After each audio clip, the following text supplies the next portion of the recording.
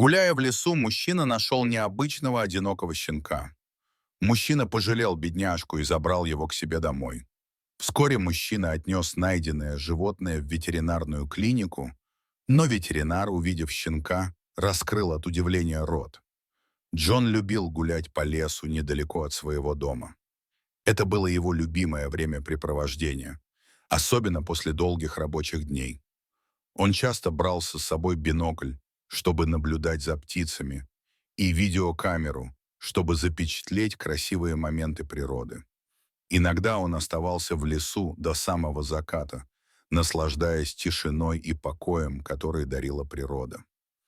Однажды, теплым весенним днем, Джон услышал странный звук, доносившийся из кустов. Звук был похож на смесь писка и чавканья, чего Джон никогда раньше не слышал в этих местах. Он остановился в замешательстве, прислушиваясь к необычному шуму, который постепенно становился все громче и настойчивее. Он почувствовал, как его сердце учащенно забилось от любопытства и легкого беспокойства. Заинтригованный и немного настороженный, Джон осторожно раздвинул ветки и увидел за ними маленькое беззащитное существо. На первый взгляд оно напоминало щенка, но что-то в его внешности казалось необычным. У животного была почти голая кожа розоватого оттенка и несоразмерно большая голова. Возможно, это была одна из пород голых собак, о которых Джону рассказывали его друзья. Все тело щенка выглядело так, будто ему не хватало сил даже на то, чтобы шевельнуться. Джон почувствовал, как его сердце сжалось от сострадания, когда он увидел, как дрожит это маленькое создание, словно умоляя о помощи. Он представил себе, как долго этот щенок может находиться здесь в одиночестве, изо всех сил пытаясь выжить. Щенок выглядел истощенным и слабым. Его бока часто вздымались, и он дрожал всем телом, как будто находился в постоянном страхе. Джон понял, что не может оставить его здесь одного. Он снял свою куртку и аккуратно завернул в нее животное, стараясь не причинить ему вреда. В этот момент он почувствовал глубокую связь со щенком, как будто теперь его обязанностью было позаботиться о нем. Когда Джон взял щенка на руки, он почувствовал, как быстро бьется его маленькое сердце. Кожа животного была теплой и немного шершавой на ощупь. От щенка исходил странный запах, не похожий на запах обычных домашних животных. По дороге домой Джон внимательно разглядывал свою находку. У животного были необычно большие глаза с длинными ресницами, которые придавали ему еще более загадочный вид. Его морда была вытянутой, с маленьким приплюснутым носом на конце. Лапки казались непропорционально большими по сравнению с телом, а хвост был короткий и толстый.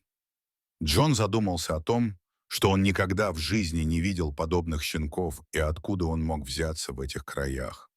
Мужчина попытался вспомнить, не слышал ли он когда-нибудь о таких щенках, но ничего не приходило в голову. Внезапно животное начало издавать пронзительные звуки, похожие на крик о помощи. Джон ускорил шаг, чувствуя, как его сердце колотится от волнения. Он боялся, что щенок может умереть у него на руках. Дома Джона встретила жена Сара. Она удивленно вскрикнула, увидев странного щенка в руках мужа. «Где ты его нашел?» — спросила она со смесью любопытства и опаски. Джон подробно рассказал, как нашел брошенного щенка в лесу, и добавил, что не смог пройти мимо в надежде спасти ему жизнь. Сара, почувствовав жалость к малышу, сказала, что в первую очередь нужно накормить его. Она быстро нагрела молоко и попыталась напоить существо из бутылочки с соской.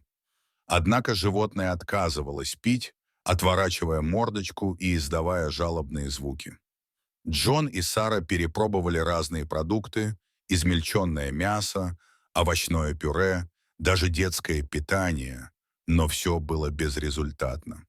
Супруги начали паниковать, когда заметили, что существо становится все слабее.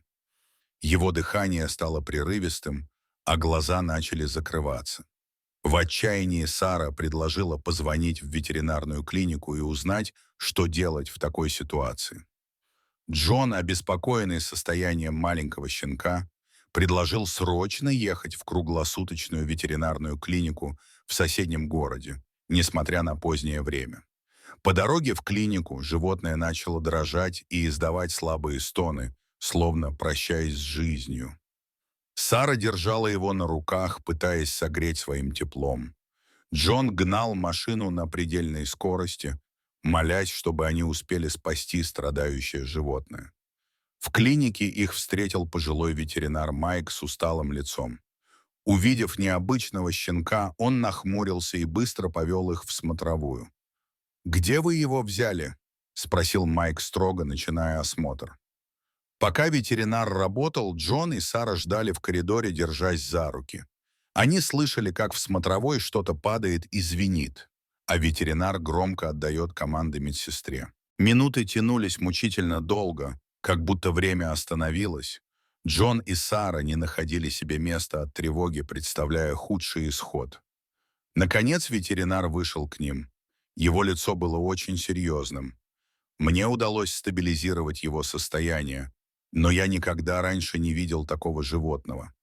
«Нам нужно провести дополнительные исследования», — сказал Майк, вытирая со лба пот. Джон и Сара провели бессонную ночь в клинике, по очереди дежуря у клетки с их необычным подопечным. Они наблюдали за каждым движением щенка, которого они назвали Бадди, с надеждой на то, что он сможет поправиться. К утру им показалось, что животное чувствует себя немного лучше. Щенок даже попытался встать на свои странные лапы, вызывая у супругов смешанное чувство облегчения и тревоги. Бадди еще сутки провел в клинике, после чего ветеринар сообщил супругам, что они могут забрать щенка домой. Майк дал супругам пакет питательного корма. Это было единственное, что соглашался есть их необычный питомец. Джон и Сара с радостью забрали Бадди домой, уверенные, что теперь все будет хорошо. Через 2 дня им позвонил ветеринар Майк, чтобы узнать о состоянии Бадди. Он также сообщил, что его коллеги-зоологи очень заинтересовались необычным существом. Ученые предположили, что это может быть детеныш редкого вида животных. Майк попросил разрешения приехать с группой зоологов, чтобы еще раз внимательно осмотреть находку. Джон и Сара согласились, надеясь наконец узнать, кого же они приютили. В это время их дом стал местом настоящего научного интереса. Телефонные звонки не прекращались, и Джон с трудом успевал отвечать на вопросы коллег-ветеринара. Несмотря на волнение, он и Сара радовались, чувствуя, что они помогают в серьезной научной работе. Тем временем ветеринары и зоологи продолжали исследования. Профессор Роберт часто звонил Джону, чтобы обсудить свои догадки и предположения. Каждый новый звонок вселял в супругов надежду, что вскоре они узнают правду о своем необычном подопечном. Они пытались не строить догадок, чтобы не разочароваться в случае ошибки. Супруги согласились хранить все в тайне, но любопытство и тревога не покидали их. Каждое утро они с волнением ждали новостей от ветеринара, надеясь узнать больше о происхождении Бадди. Прошла неделя, и за это время животное заметно окрепло. Джон и Сара с радостью наблюдали, как Бадди становился все более активным и уверенно передвигался по дому на своих необычных лапах. Он даже начал издавать радостные звуки, когда Сара приносила ему еду. Еще через пару дней профессор сообщил, что результаты анализа ДНК Бадди показали, что он принадлежит к редкому виду млекопитающих, который никогда раньше не встречался в этом регионе. Однажды вечером, когда Джон и Сара смотрели телевизор, в дверь позвонили. На пороге стояли 2 мужчин в форме. Они представились сотрудниками зоопарка и спросили, не находили ли супруги в последнее время необычное животное. Джон и Сара переглянулись. Они не знали, стоит ли рассказывать про свою необычную находку. Но тут из комнаты раздался характерный писк, и сотрудники зоопарка насторожились. Они попросили разрешения осмотреть квартиру. Супруги неохотно согласились. Когда мужчины увидели животное, их лица просветлели. «Вот он, наш беглец!» — воскликнул один из них. Оказалось, что найденный в лесу детеныш — это редкий вид свиней, боберуса, который сбежал из зоопарка через щель в ограждении. Сотрудники зоопарка рассказали, что мать Бадди после его исчезновения очень переживает и отказывается от еды. Они попросили вернуть детеныша. Джону и Саре было грустно расставаться с необычным питомцем, но они понимали, что так будет лучше для животного. На прощание супруги погладили его и даже прослезились. Сотрудники зоопарка поблагодарили их за заботу о детеныше и пригласили приходить навещать его в любое время. Они также сообщили, что руководство зоопарка решило наградить Джона и Сару пожизненными бесплатными билетами. С тех пор супруги часто приходили в зоопарк навестить своего бывшего питомца.